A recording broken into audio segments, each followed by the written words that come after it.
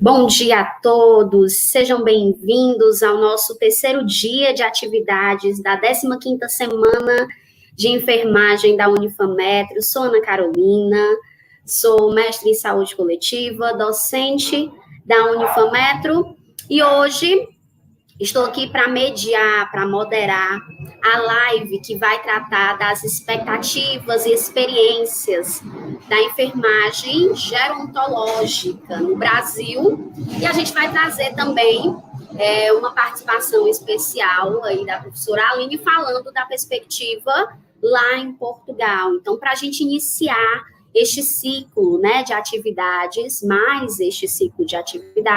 eu gostaria de convidar para compor a nossa tela, né, a professora doutora Maria Célia de Freitas e a professora mestre Aline Oliveira de Carvalho Gurgel. Agradeço, principalmente, é uma honra tê-las conosco nesta manhã, né, para tratar de um tema tão relevante, cada vez mais atual, né, principalmente dentro do contexto que a gente está. Quero reforçar, professora doutora Maria Célia de Freitas, né, que é especialista em gerontologia pela Sociedade Brasileira de Geriatria e Gerontologia, a SBGG, é doutora em enfermagem pela USP de Ribeirão Preto, docente da UES, enfermeira assistencial do Instituto Dr. José Frota, e a professora mestre Aline Oliveira de Carvalho Gurgel, que é especialista em saúde do idoso pela Unicristo, mestre em saúde coletiva pela Unifor e atualmente cursa o doutorado em gerontologia e geriatria pela Universidade de Aveiro, a Universidade do Porto, e também é docente aqui da Unifametro. Então, professoras, sejam bem-vindas, é um prazer dividir esse momento com vocês. Ana Carolina, bom dia ao público ouvinte. É um prazer, eu quero agradecer o convite, a lembrança, é sempre um prazer participar, nós estamos em constante aprendizagem e partilhar desses momentos nos traz prazer, conhecimento, pelo avanço tecnológico, agora nesse momento, pela troca aqui com a Aline, pela possibilidade, com a Carol também, pela possibilidade de ver como o ser humano ele é perspicaz, ele é bastante inteligente e busca as estratégias para essa comunicação tão efetiva. E eu gostaria de agradecer à comissão organizadora e queria ressaltar que a programação está muito boa. Eu estive lendo toda a programação. Que maravilha, professora. Bom dia a todos, né? É um prazer imenso, né? Até antes eu comentei, agradecendo, mesmo sendo da casa, né? Agradecendo o convite, porque é sempre uma honra poder contribuir um pouco. E falei para a professora Célia que ia ser uma honra muito grande estar compondo, né, este momento com ela. Acho que eu vou mais ouvir, viu, gente? Eu vou tentar falar um pouquinho de Portugal, mas do resto eu vou só ouvir, tá? Não vou nem falar nada, mas é um prazer imenso, assim, a saúde do idoso. Ela tem uma história, né, a professora vai falar um pouco, ela tem uma história muito importante, muito árdua, não deixa de ser, né, como é na enfermagem, mas a gente precisa trazer esse olhar, né, mesmo quem não, eu sempre falo isso, mesmo quem não tem a saúde do idoso como uma especialização, como uma vontade, é uma realidade, né. Eu vou falar um pouquinho mais na frente, é uma realidade, por exemplo, até mais de Portugal do que daqui, digamos assim, em números, né, mas é uma realidade para todos os profissionais conhecerem um pouquinho deste mundo, né, então vai ser um momento muito bom e muito rico para todos nós. Que maravilha, devidamente apresentadas, saudadas já, né, também aqui pelos participantes, estou acompanhando aqui no chat, né, todos desejando bom dia, esperamos que seja um momento rico, né, de troca de experiências, de muito aprendizado, estou certa de que será. Para a gente começar a nossa discussão de hoje, nós estamos aí no ano comemorativo, né, da enfermagem, o Ano Internacional da Enfermagem, a comemoração do bicentenário de Florence Nightingale, e a gente tem discutido muito, tem participado de muitos eventos, inclusive aqui na 15ª Semana de Enfermagem da Unifometro, já foi muito debatido também sobre a valorização da enfermagem, é um dos nossos focos, inclusive, né, um dos focos do evento.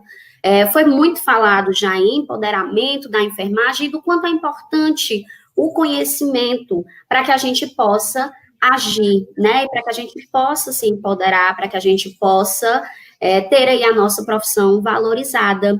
Então, é importante que a gente conheça também a enfermagem gerontológica, né, e aí eu queria pedir que vocês iniciassem falando um pouquinho sobre em que contexto surgiu a enfermagem gerontológica, né, qual a importância dela para o idoso, para a enfermagem, né, como especialidade.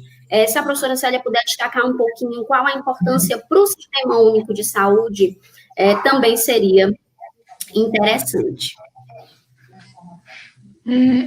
Aline, você quer começar?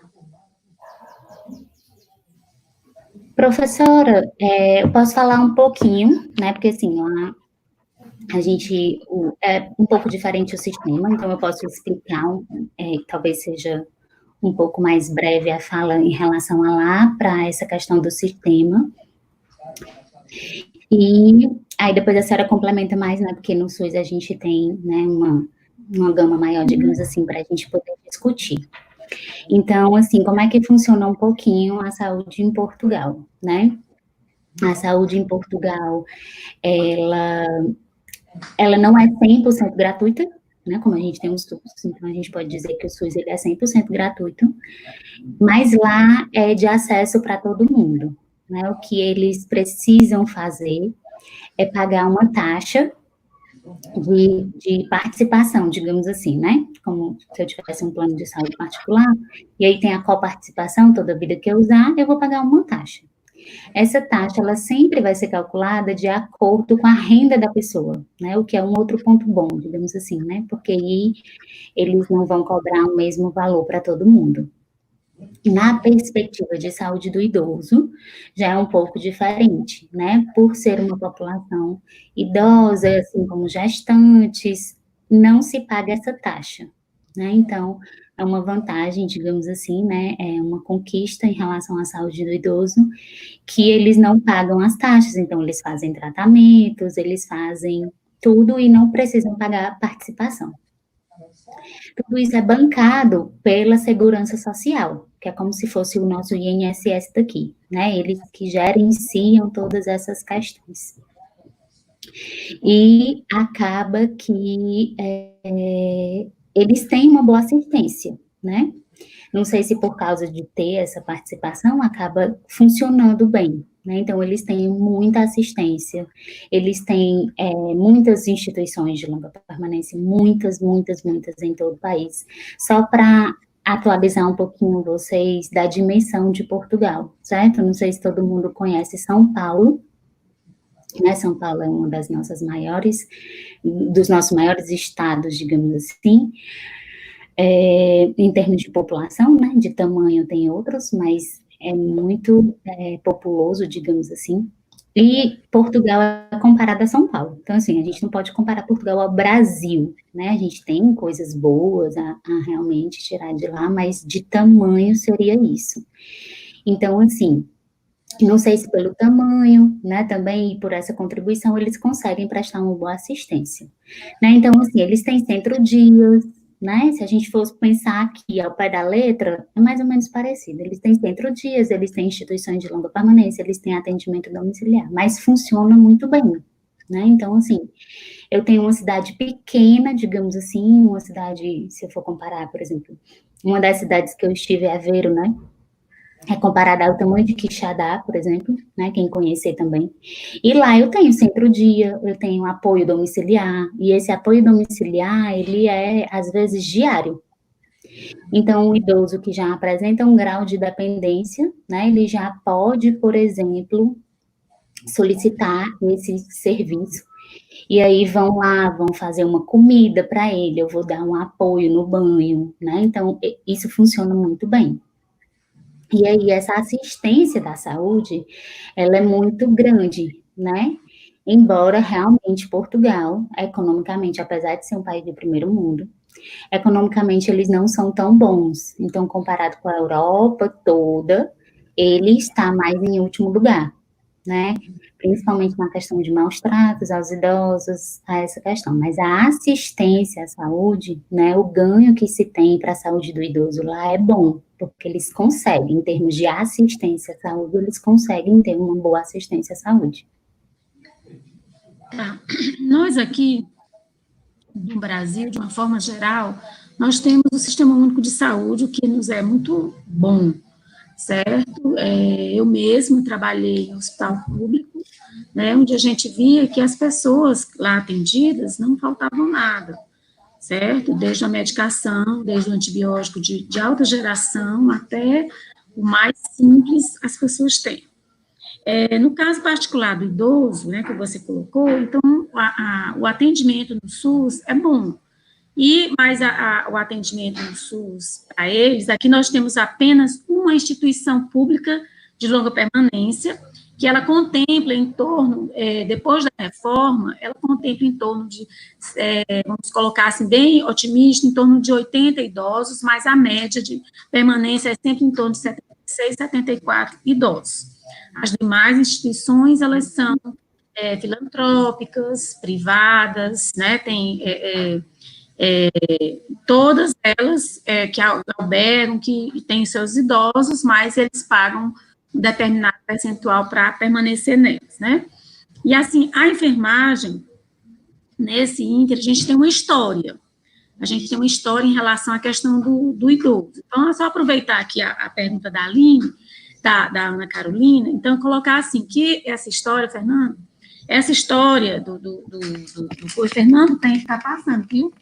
Essa história com o interesse do idoso, ela veio desde de muito tempo, né, desde das norte-americanas, mas aqui no Brasil se acentuou no período, lá nos anos 70, certo? Nos anos 70, que os enfermeiros, eles começaram a perceber, os enfermeiros do Brasil, especialmente do Sul e Sudeste, perceber que a enfermagem, ela precisava ter um olhar diferenciado para os idosos. Nós tivemos a mudança, né, diferente de Portugal, uma mudança na expectativa de vida, a longevidade foi nos apontando, o extrato populacional de idosos, e isso aí também foi configurando...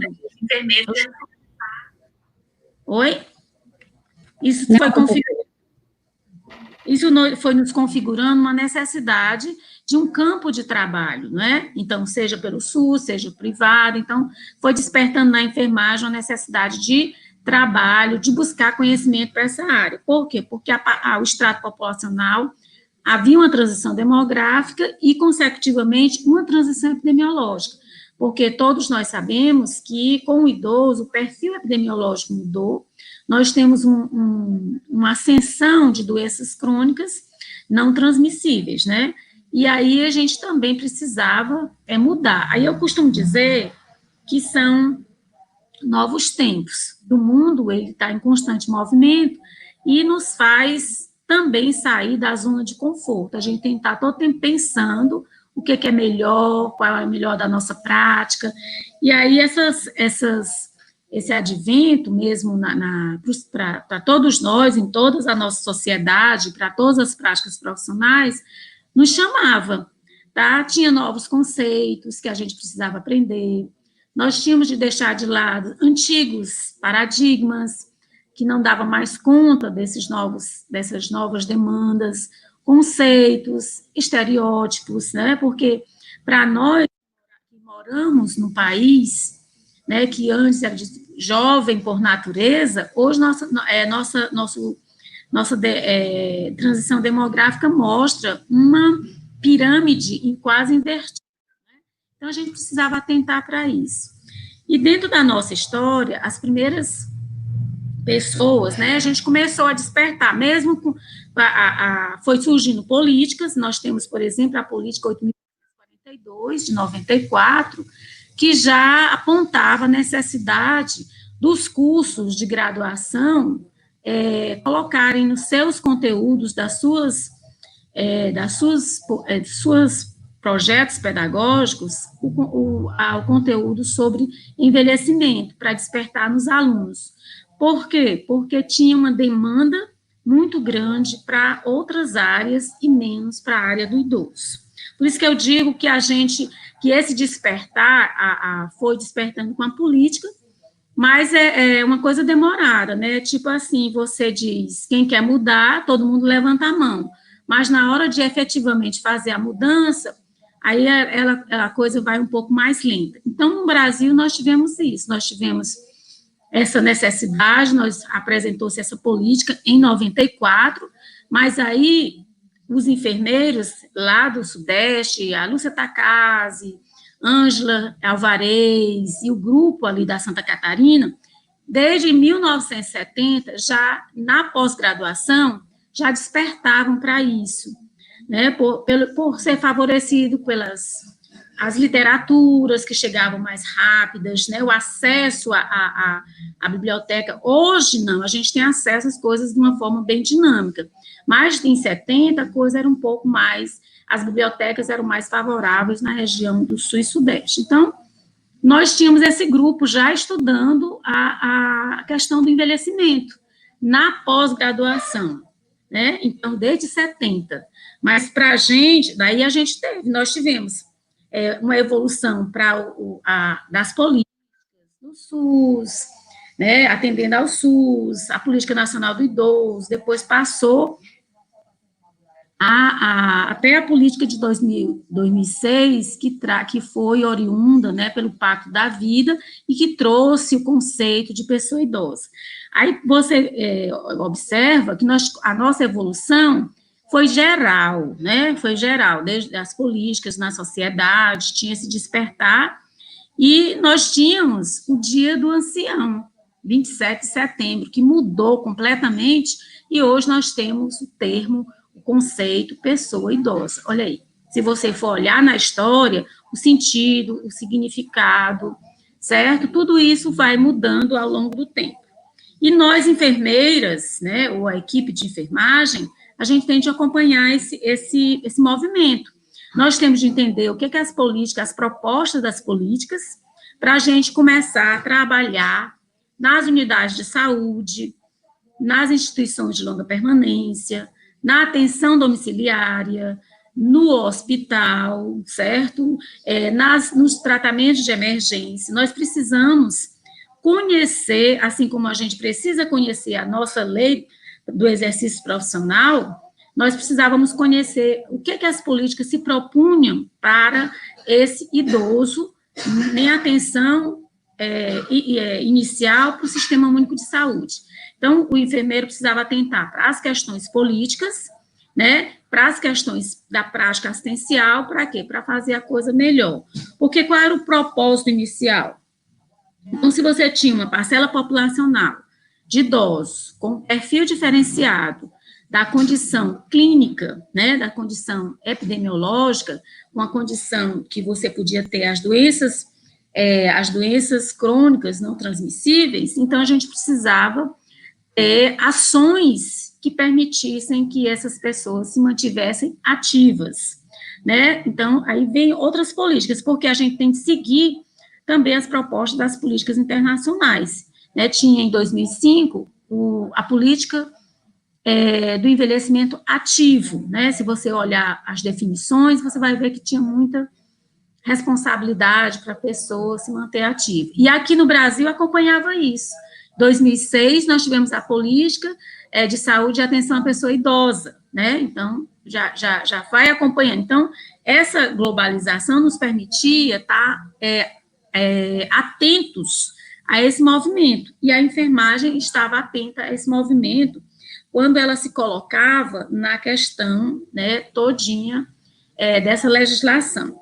E aí eu sempre digo assim, que esse idoso, ele nos demandava a prática, demandava uma formação, certo? Uma formação que o enfermeiro fosse competente e tivesse habilidade para trabalhar com essa pessoa, que ele tivesse conhecimento do teor dessas políticas, da essência dessas políticas, que ele tivesse conhecimento dos novos termos, dos novos conceitos, como o que é senescência, o que é senilidade, e tivesse consciência também dos movimentos que estavam acontecendo em prol desse idoso, para mantê-lo ativo, para mantê-lo saudável, porque não é só envelhecer, né? Então, eu costumo dizer que lá naqueles tempos, quando a gente assiste aqueles filmes bem antigos, eles levantavam a taça e diziam vida longa ao rei, mas ele não dizia como era essa vida longa. E aqui, na enfermagem, a gente já tinha essa preocupação, que essa vida longa, ela fosse saudável, certo? Ela fosse com saúde, permitisse as pessoas a terem bons desempenhos, a boa desenvoltura, né? Então, essa é mais ou menos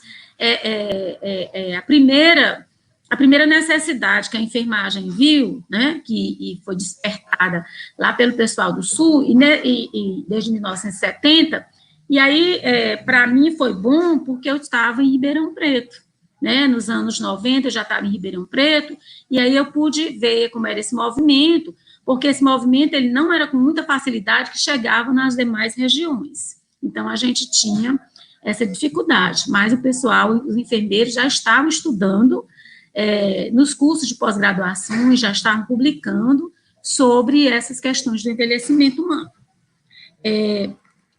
Alguma coisa mais, Aline? Que aí eu posso, né? Você quer complementar alguma coisa? Não, professora, só, assim, falando agora, eu falei da saúde no geral, né, mas falando um pouquinho da enfermagem, a realidade de Portugal, né? Então, assim, eles começaram a se preocupar com a questão da saúde do idoso, mas quando teve orientações da ONU, mais ou menos na década de 80, né, que eles começaram a ficar mais ativos em relação a isso. Houve essa mudança, né, mais ou menos parecido, eles têm uma taxa de fecundidade hoje muito, muito, muito baixa, até mais baixa do que a nossa. E aí, com as melhorias lá tem muita qualidade de vida, né, então isso acaba prolongando um pouco. Então, assim, a expectativa de vida de lá é um pouquinho maior do que a nossa, em termos de país mesmo, né, porque aqui a gente também tem o parâmetro de cada região, né, porque o Brasil, como é muito grande, tem a questão de ter as regiões que acabam, né, influenciando na qualidade de vida, né, então a gente não pode, às vezes, comparar a região sul com a região nordeste, enfim. Então, lá a qualidade de vida ela é muito prevalente, então essa questão da enfermagem, eles se preocupam muito, apesar de, assim, de não ter uma grande valorização da enfermagem gerontológica, né? Eles têm, sim, assistência sempre de enfermagem, mas nem sempre é com a especialidade, que é o que a senhora está falando. A propriedade de, muitas vezes, não conhecer só termos, né, mas eu sempre falo muito da gente conhecer, por exemplo, o que muda de alteração fisiológica, né, porque às vezes eu vou querer tratar uma coisa que é uma alteração fisiológica. E lá eles vêm, por exemplo, como a senhora falou de doenças crônicas, eles têm tido um aumento também nessa questão de doenças crônicas, principalmente hipertensão, até mais do que diabetes, né, comparando as duas, mais.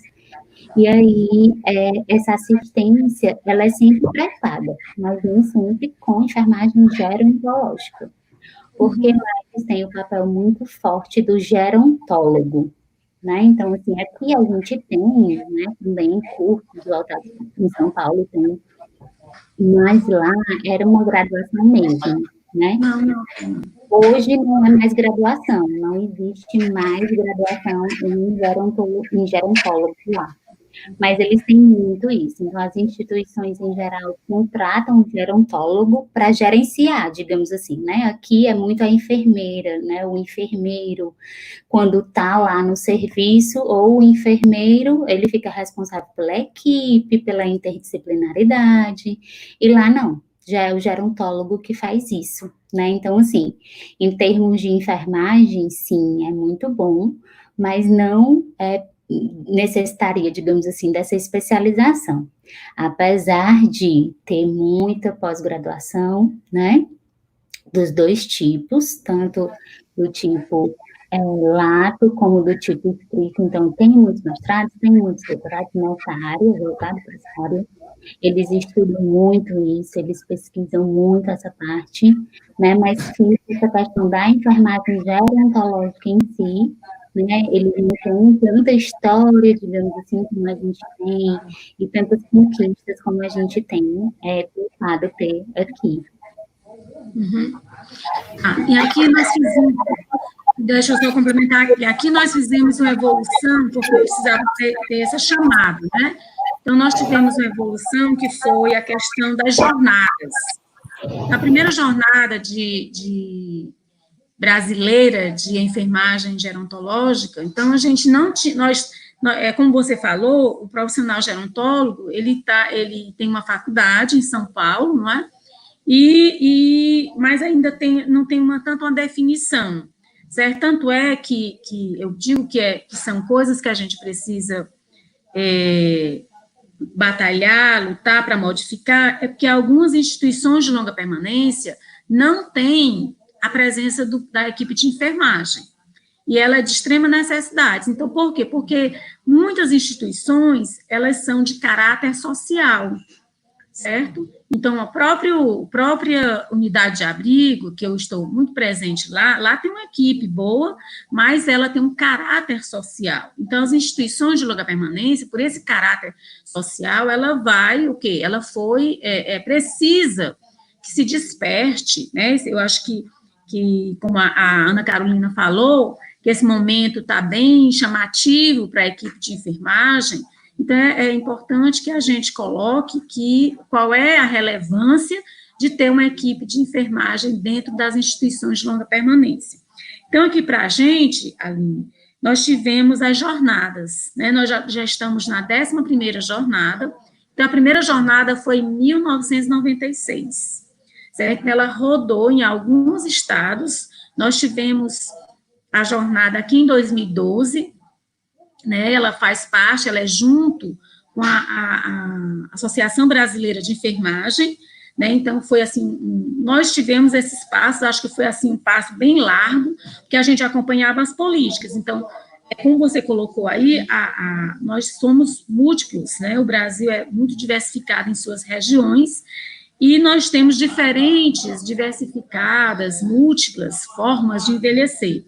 Lá no nosso estatuto, ele diz que a velhice, o velho é aquela pessoa que tem 60 anos e mais, né? Então, é diferente dos países já desenvolvidos, que é a partir dos 65 anos. No entanto, no nosso estatuto, mesmo depois da revisão, depois dos 10 anos, ele mantém-se com alguns direitos, vamos colocar aqui, né, que a pessoa idosa pode recorrer a partir de 65 anos de idade, certo? Então, existe ainda essa lacuna, não foi corrigida na revisão dos 10 anos, mas existe. Mas a gente deu um passo grande em relação às políticas, em relação à caderneta do idoso, que fez as suas modificações, a capacitação. Hoje a gente tem a linha de cuidado do idoso, que a equipe da prefeitura capacita enfermeiros para esse trabalho, na perspectiva da manutenção, na perspectiva da atividade, independência e autonomia desse idoso, nas visitas domiciliares, na perspectiva de manter o idoso sempre ativo e saudável, certo? E aí nós, nessas jornadas, a gente tentava congregar pessoas que não necessariamente especialistas, né, mas congregar pessoas que tivessem interesse, que tivessem publicação, para ir despertando essa sensibilidade para a questão do novo mundo, da nova demanda que estava surgindo, que era envelhecimento humano.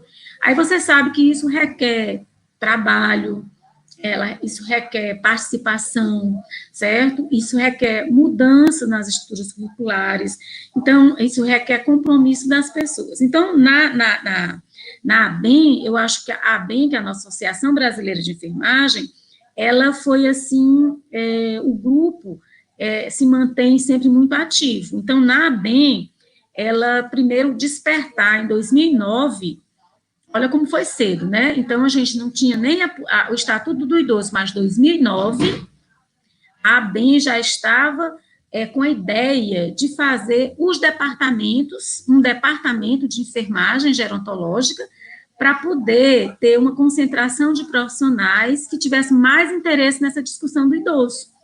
Então, a ABEM, ela deu um salto, ela foi futurista em relação a isso. E aí, em 2009, ela teve esse despertar, em dezembro, quando foi em fevereiro de 2010, foi estabelecido, foi criado o Departamento Nacional de Enfermagem Gerontológica. Aí, hoje, ele tem um nome, Departamento Científico de Enfermagem Gerontológica. E, pasme, com esse crescimento, isso aí também já deu uma chamada para que todas as ABENs, as seções dos estados, tivessem seus departamentos, né, e se valorizava os profissionais e faziam seus trabalhos, depois congregava nacionalmente. Tinha sempre um centro que era nacional. E aí nós tivemos, aqui em Fortaleza, nós criamos o nosso departamento em 2014, certo? E aí a gente chamou professoras das universidades diferentes que pudessem trazer suas ideias, suas publicações. Então,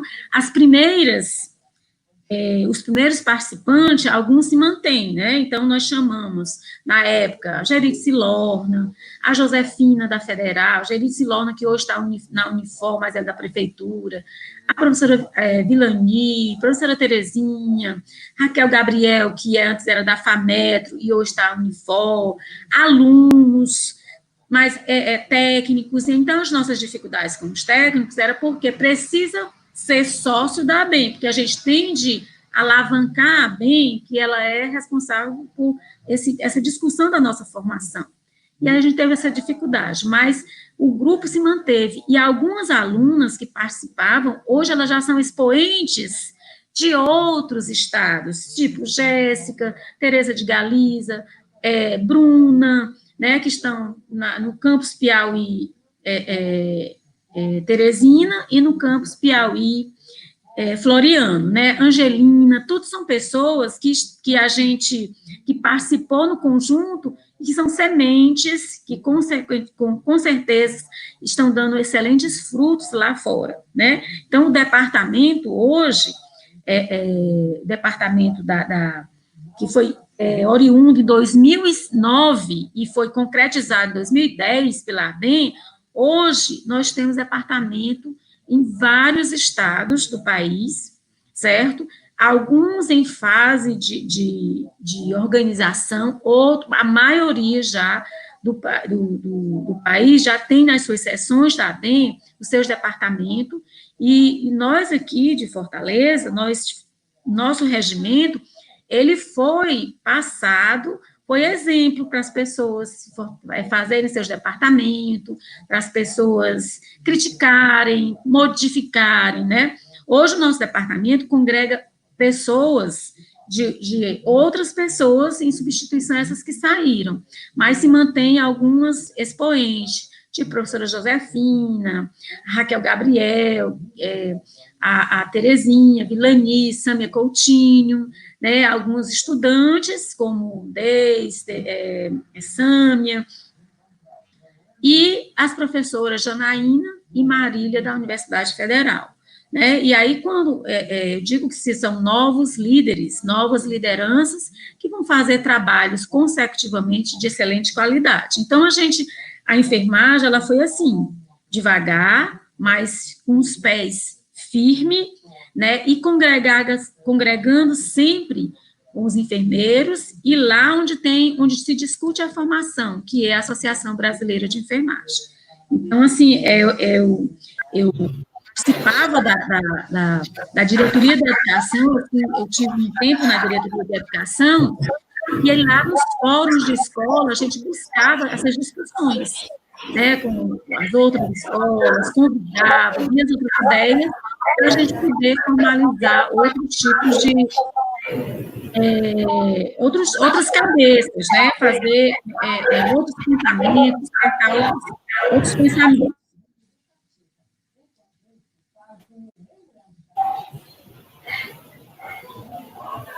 Ok, Ana. Queria aproveitar, professora, foram surgindo aqui algumas perguntas no chat, já fazendo um link com o que vocês vinham abordando sobre a linha de cuidado ao idoso. Tem algumas, né, fazendo relação Brasil, Portugal, eu vou deixar essas um pouco mais para o final, para o fechamento, mas antes eu queria colocar uma que está bem dentro do que a senhora vinha abordando, a professora Aline também já vinha destacando aqui, falando um pouquinho das linhas de cuidado, em que a gente pode também destacar a atuação do enfermeiro gerontólogo, né, do enfermeiro gerontológico, o que ele pode fazer, onde é que ele pode atuar, se ele pode empreender, por exemplo, temos falado muito de empreendedorismo, né, uma outra área que está muito forte, e aí acho que a gente poderia falar um pouquinho disso também, e aí aproveitando a pergunta aqui da Andréia Almeida Galeno David, que destaca, no sistema de saúde aqui no Brasil, quais os programas que são direcionados para a população idosa? Muito boa, Andréia. Então, assim, nós temos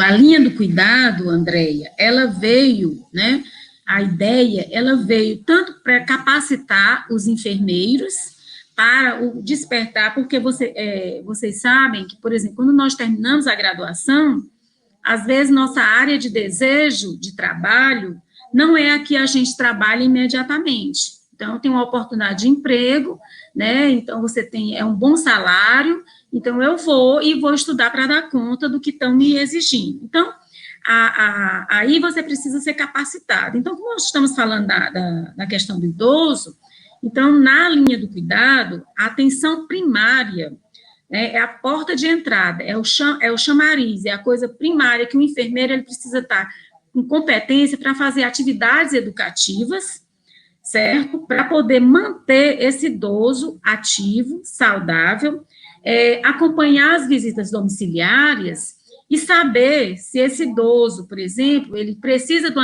atendimento secundário, ele precisa de um atendimento terciário, e depois ele voltar para a sua origem, né? E aí você faz um acompanhamento. Ele foi para onde? Ele está dentro de uma instituição de longa permanência. Ele está onde? Ele está no domicílio. Ele está onde? Ele está dentro de uma instituição hospitalar. Então, eu digo para você que a linha de cuidado, esse programa, ela veio capacitar os profissionais nessas diferentes áreas de atuação, que a gente tem nós temos diferentes áreas de atuação, para poder dar o melhor da prática de cuidado a essas pessoas. Então, a linha, ela vai atender desde a atenção primária, que é o inicial, e aí na atenção primária, na consulta de enfermagem, que você pode utilizar a linguagem de enfermagem, lá na consulta você já pode identificar alterações desse idoso. Até no apertar de mão, você vai ver o potencial de força da apreensão desse idoso na sua avaliação. Então, a linha de cuidado em relação ao SUS é um programa que está em excelência, certo? Ele está efetivo. Eu conversando com o pessoal, com o doutor João Bastos, com a doutora Gerice Lorna, eles falaram que elas estão capacitando e já capacitaram muitos profissionais, não só enfermeiros, para fazer esse olhar diferenciado para o idoso. E o enfermeiro, ele atua com a consulta de enfermagem, né, que ela exige, consulta, ela faz com o processo de enfermagem, porque nesse momento não é consulta, porque utiliza todas as etapas do processo, né, para identificação de diagnóstico. Então, nessa avaliação, então, você pode perceber, você pode identificar, você pode conversar com a família, conversar com o cuidador que chega, e você pode identificar precocemente qualquer alteração. A ideia é essa, qualquer alteração que esse idoso possa ter e fazer os devidos encaminhamentos, certo? Em relação ao empreendedorismo, podemos sim, na área do idoso, é vasta, gente. O enfermeiro profissional, ele tem de empreender, ele tem de buscar, ele pode montar equipes. Eu fui assistir um evento lá no centro de convenções, e eu vi uma senhora que ela era estudante de enfermagem, mas ela estava com um grupo que estava trazendo um atendimento domiciliário, certo? Para fazer, ora, atividade educativa, ora, atendimento, né? Ela tinha equipe de enfermagem, ela estava se formando, né, na graduação de enfermeiro, para enfermeiro, e ela tinha equipes de técnico, mas quem coordenava era uma farmacêutica, certo? Essa ideia ela veio, acho que da Paraíba, trouxeram para fazer esses atendimentos. Então, quando a gente estava na fila conversando com ela dizendo as múltiplas coisas que elas faziam, então, quando a família ligava, elas fazem um orçamento, eu quero só saber como é que eu cuido desse idoso que está acamado. Aí elas fazem um orçamento, iam lá e faziam atividade educativa. Aí eu quero que tenha uma pessoa cuidando. Aí ela fazia um orçamento e entregava. Por que eu digo orçamento? Porque todo profissional, ele precisa ser reconhecido seu trabalho, precisa ser remunerado para fazer seu autocuidado, para poder cuidar bem, não é? Então, nós não somos anjos. Apaguem a ideia, porque anjo não come, anjo não paga dívida, e nós pagamos dívidas, nós comemos, nós precisamos estudar, precisamos comprar material de tecnologias, precisamos ter livros, né, para poder ler e nos aprimorar, né? Então, em conversa, aí o João Basto disse assim, engraçado, eu acho a enfermagem do Ceará tão ativa, porque essa ideia não é de uma enfermeira cearense, porque a enfermeira cearense não está nesse comando, certo? Então, olha, um despertar de um profissional médico, valorizando a enfermagem, perguntando. Aí eu disse assim, realmente. Então, eu mesma, juntamente com a Raquel Gabriel e com a Cíntia Lira, nós iniciamos um projeto para fazermos atendimentos domiciliário. Como nós tínhamos práticas profissionais, né, então a gente pensou de fazer atendimento domiciliário nessa corrente. Mas aí outras tarefas nos puxaram e a gente deixou de fazer esse empreendedorismo. Mas o enfermeiro, sim, ele pode empreender. E é um momento, certo? Ele pode fazer, sim, juntar. Mas a gente tem de fazer uma equipe que seja com coesão com os nossos pensamentos e que tenha grande responsabilidade. Eu acho que eu consegui responder, não? Sim, professora Célia, excelente explanação. Muito obrigada. Eu queria destacar também nessa mesma perspectiva a pergunta aqui do Railson, né? Ele destaca, quando comparada a relação Brasil-Portugal quanto ao custo de vida dos idosos, como se dá os demais cuidados à saúde e proteção? Quer falar, Aline? Bom, então, assim, como eu falei, a assistência lá funciona muito bem, né? Então, eles têm muita assistência. Embora lá existe aposentadoria, existe, né? Eles têm benefício, mas Portugal, apesar, como eu já tinha citado anteriormente, ser um país de primeiro mundo, digamos assim, né, desenvolvido, ele tem o menor salário, digamos assim, de toda a Europa. Então, assim, se considera qualidade de vida pelo fácil acesso, né? Pela questão da educação, pela questão da saúde, né? Que todos conseguem, mesmo tendo aquela taxa de participação que eu falei inicialmente, todos conseguem ter acesso à saúde, funciona tudo muito bem, né? A questão de transporte, de leis, então, a qualidade de vida que reúne tudo isso, a questão de lazer, tem muitos espaços abertos, né? Espaços como praças, como parques, e eles aproveitam muito esses espaços.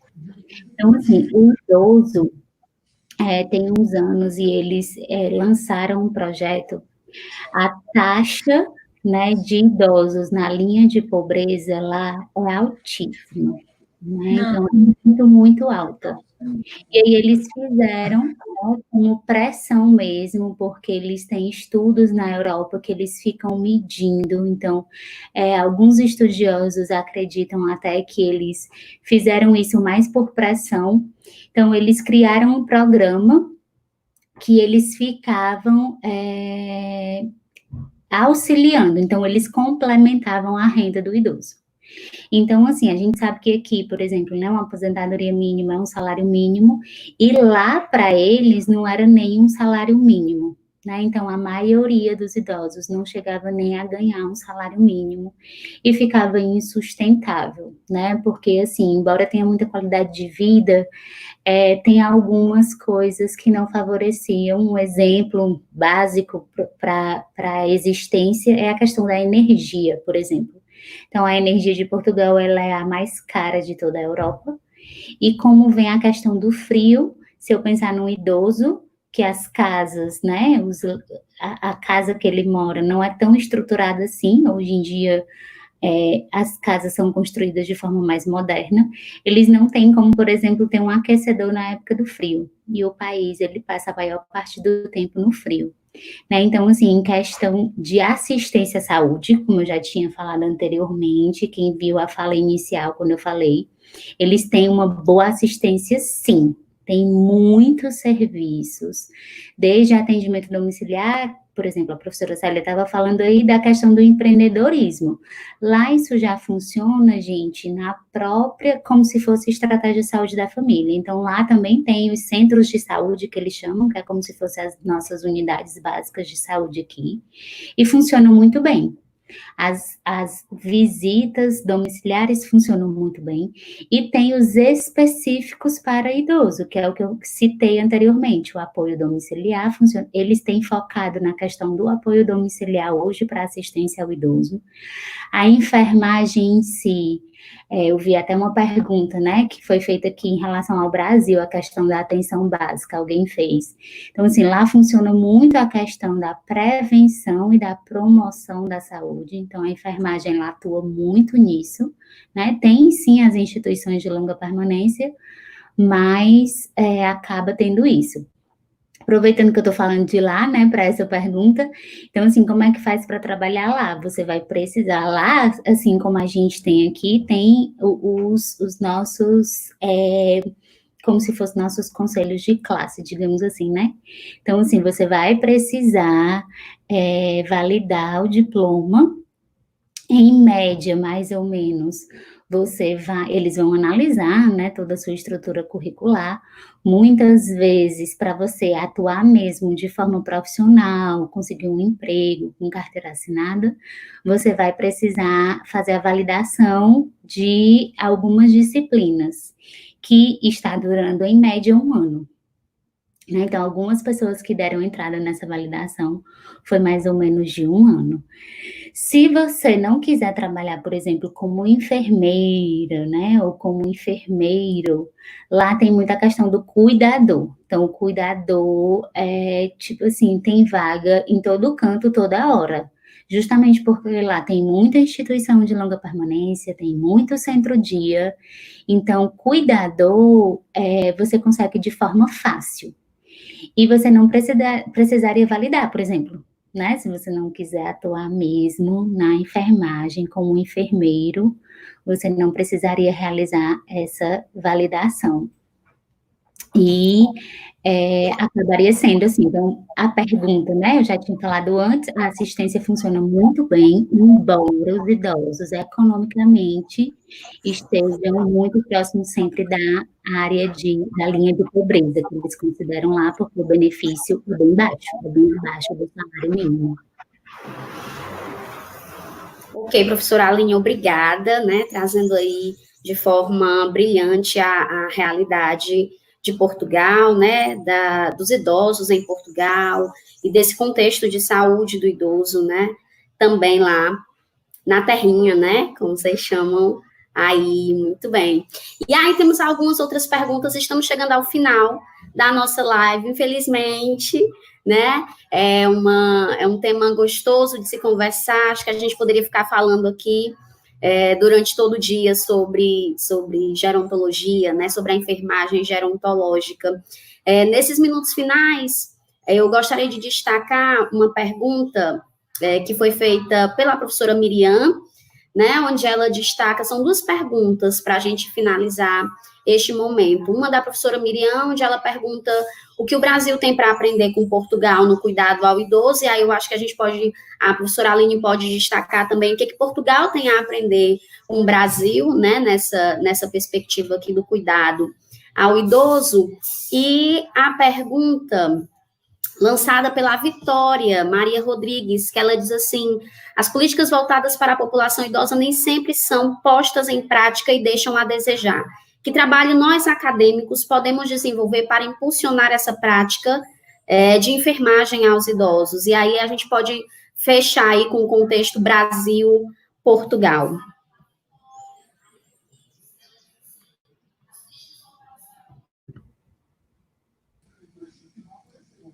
O áudio, professor. O áudio está ligado. Deixa eu começar, né? Miriam, eu diria a você, Miriam, né, professora Miriam, que nós temos muito... o que a gente aprende com Portugal? A gente aprende sempre com onde quer que a gente esteja, nós estamos abertos ao aprendizado. Então, eu vou dizer para você que eu utilizo de Portugal o livro Pessoa Idosa, né? Eu vou até fazer aqui a propaganda, que ele é da Berger, é uma publicação de 1995, é publicado em português de Portugal, e lá tem o livro mesmo, o que está desatualizado no livro, a parte das estatísticas, né, as transições demográficas que estão postas lá, estão desatualizadas. No entanto, é um livro bom, porque ele traz, né, todo o seu percurso, ele traz o processo de enfermagem aplicado à teoria da Virginia Henderson, porque nas leituras de artigos de Portugal, eu tenho visto que a Virginia Henderson é muito presente lá. Então, algumas alunas minhas que foram fazer sanduíche em Portugal, Bruna, Jéssica, Tereza de Galiza, então elas sempre trazem essa questão da teórica. Eles utilizam as teorias de enfermagem, a Aline pode aí confirmar ou negar. Então, mais esse livro, Pessoa Idosa, da Berger, ele é um livro onde o enfermeiro ele pode seguir toda a sequência e ele vai compreender o processo de envelhecer nessa perspectiva da senescência, e para poder atuar bem na senilidade e utilizar o processo, a linguagem de enfermagem com a teoria de enfermagem da Virginia Henderson, ou ficar habilitado para trabalhar com qualquer teoria de enfermagem que você possa prestar. No entanto, eu penso que Portugal também tem muito a aprender. Por exemplo, nós temos disciplinas na Universidade Estadual do Ceará, nós temos disciplina de 136 horas só para discutir a questão do idoso. Nós temos grupos de pesquisa, nós temos eventos, certo? Que a gente traz, tem os projetos de iniciação científica, tem os projetos que são financiados, tem livros, né, que a gente publica, tem as nossas publicações que a gente partilha. Recente, nós partilhamos uma publicação com a professora Maria do Céu, que é de Portugal, certo? Então, tem esse feedback, mas ambos, em todos os locais, ambos aprendem como lidar. E eu acho que, em relação às instituições, nós somos muito diversificados, os nossos idosos. Só aproveitando lá, o rapaz perguntou, o Railson perguntou sobre o custo. Quando nós nos aposentamos, tem um decréscimo no nosso salário, certo? E aí nós estamos com essas alterações que foi dita já no início, alterações biológicas, alterações do nosso processo de envelhecer, nós requisitamos mais demandas em relação à alimentação, em relação à atividade física, né, em relação à atividade grupal, tá, para podermos nos manter ativo, para podermos nos manter saudável. E aí nosso custo de vida não é satisfatório. Por quê? Porque a gente tem um salário que está diminuído. Os idosos, eu faço uma assistência na instituição onde abriga idosos vítimas de maus tratos e abandono familiar. Aí o que ocorre? Mas lá tem uma excelente equipe de profissionais para dar assistência a essas pessoas que estão lá. Nesse período de Covid, a gente tem feito uma assistência mesmo de longe.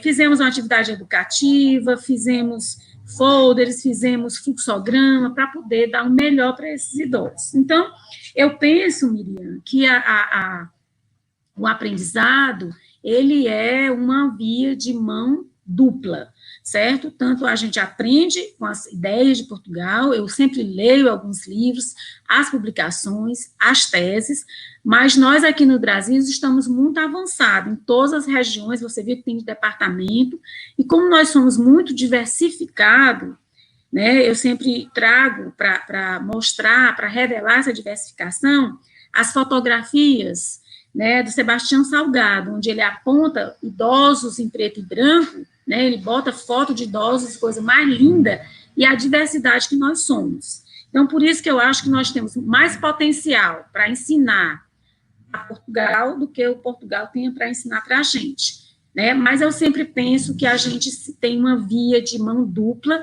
onde a gente aprende. Então, eu acho essa literatura, pessoa idosa, assim, espetacular. Eu até indico para as escolas, certo?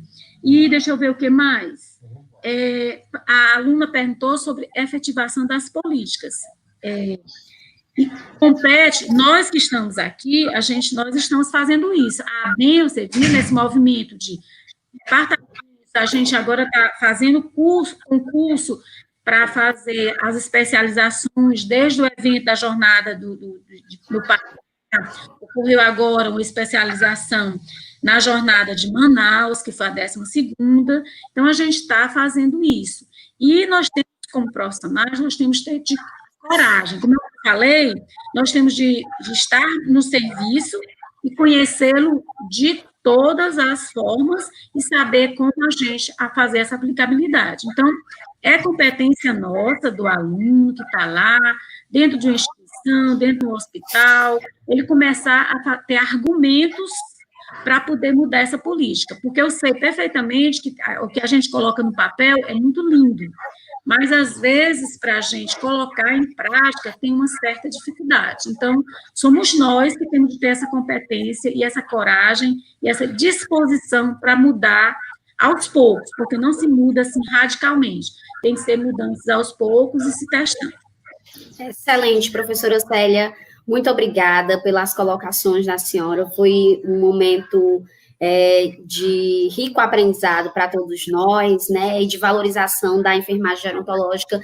Professora Aline, agradeço demais as suas contribuições, trazendo aí a realidade de Portugal. Precisamos encerrar, né, temos agora uma live para acontecer em seguida, então, mais uma vez, agradeço a participação, nos sentimos honrados em tê-las conosco, em tê-las tido conosco, né, esta manhã, e aqueles que não tiveram as suas perguntas aí respondidas, lançaram no chat, mas não deu tempo de responder, vocês podem lançar lá no IG do curso, né, @enfermagemunifametro, @enfermagemunifametro Maracanaú, vai ter um espaço lá destinado para essas dúvidas que não foram respondidas e que depois os expositores, eles vão ter esse momento para responder, tá bom? Então, muito obrigada mais uma vez.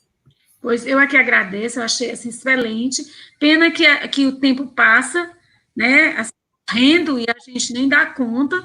E aí ainda tinha, só para fechar, tinha eu estava até combinando com a Aline, e assim, dizendo que a gente tem alguns desafios, e a formação é o desafio número 1, certo? Que a gente tem em relação a isso. E dizer que eu tinha separado aqui um trechinho do Mário Quintana, né, que ele diz assim, que o futuro é uma espécie, só um trecho do verso dele, que o futuro é uma espécie de banco ao qual vamos remetendo um a um os cheques da nossa esperança, uma esperança de ter um envelhecimento saudável, de mudar, de ter excelentes profissionais para nos cuidar, né, que nós vamos ficando velhos e a gente vai precisar de excelentes profissionais, essas ideias aí da luta, efetivar a política, né, para poder nos cuidar. Então, ele diz assim, ora, né, quando a gente joga os cheques da nossa esperança, aí ele diz, ora, não é possível que todos os cheques estejam sem fundos.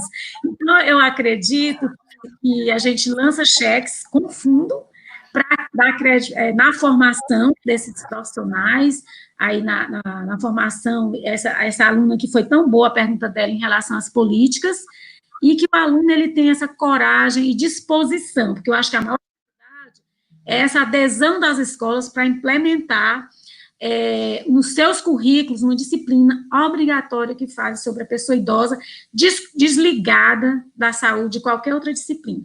Eu acho que esse é um desafio. E tinha muita coisa para falar, pena que o tempo voa.